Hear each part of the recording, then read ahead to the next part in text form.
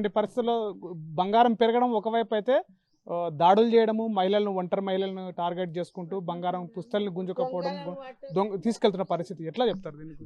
అదే బంగారం పెరగడం వల్ల ప్రతి ఒక్క మనిషి కనీసం ఇప్పటి వరకు కొనుక్కున్న బంగారం పై మీద ఉంది. ఆ పై మీద ఉన్న బంగారానికి బాధ్యత అనేది ఎక్కడ లేకుండా పోతుంది.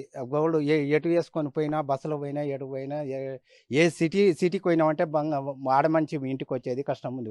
2 తులాల బంగారం వేసుకొని పోయినా కూడా ఈ భారతదేశంలో కనీసం ఇంత బంగారం రేటు పెరుగుతుందని ఎప్పుడు కూడా విపరీతంగా అనుకోలేదు. కనీసం ఒక మనిషి, సగటు మనిషి పెళ్లి చేయాలంటే ఈ కాలంలో ఒక పసుపు కొమ్ము, ఒక తాడు తప్ప ఏమి కనీసం ముక్కుపుల కొనడానికి కూడా బంగారానికి రేటు అంత పెరిగిపోతుంది.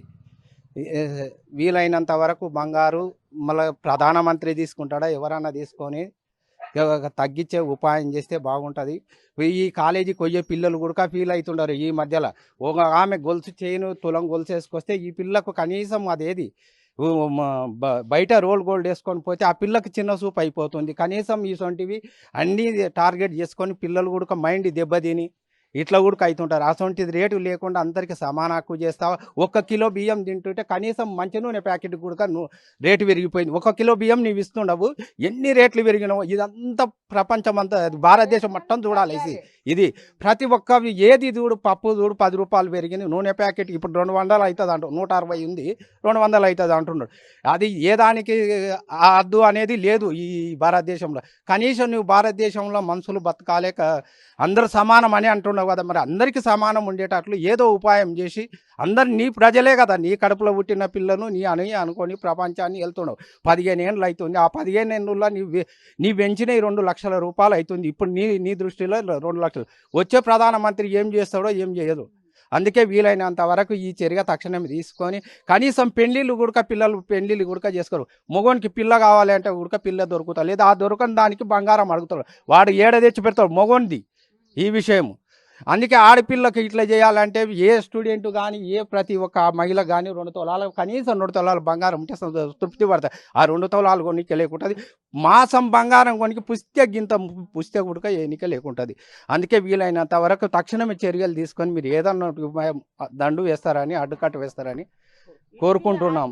సో ఇది బంగారము, ఇది తక్కువ సమయంలోనే 1,65,000కు పైగా, మరియు 2 లక్షలకు సుమారుగా దగ్గరలో ఉండటంతో మహిళలందరూ కూడా ఆగ్రహం వ్యక్తం చేసినటువంటి పరిస్థితి.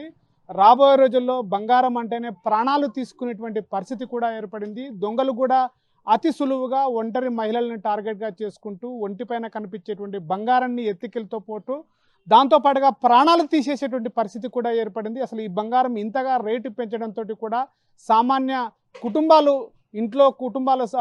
వివాహాలు చేయాలంటే కూడా, ఆడపిల్లలకు పెట్టాలంటే కూడా బంగారంతో చూసేటువంటి ఈ యొక్క భారతదేశంలో బంగారం కొనాలంటే కూడా కిలోమీటర్ దూరంలో బంగారం చూసి ఆనందపడేటువంటి పరిస్థితి ఉంది తప్ప బంగారం కొనే పరిస్థితి లేదని చెప్పేసి కూడా మహిళలు ఒకవైపు ఆవేదన వ్యక్తం చేస్తున్నారు. అటు అంతర్జాతీయ స్థాయిలో దేశ నాయకులందరూ కూడా ఆలోచన చేసి మరీ ముఖ్యంగా భారతదేశంలో బంగారం రేటు తగ్గించే విధంగా చూడాలని చెప్పేసి మహిళలు కోరుతున్నటువంటి పరిస్థితి ఏర్పడుతుంది.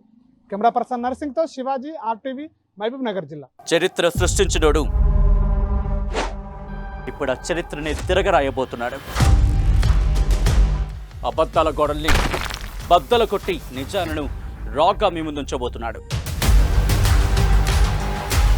నిజమైన వార్తల కోసం వెంటనే డౌన్లోడ్ చేసుకోండి రా యాప్ని.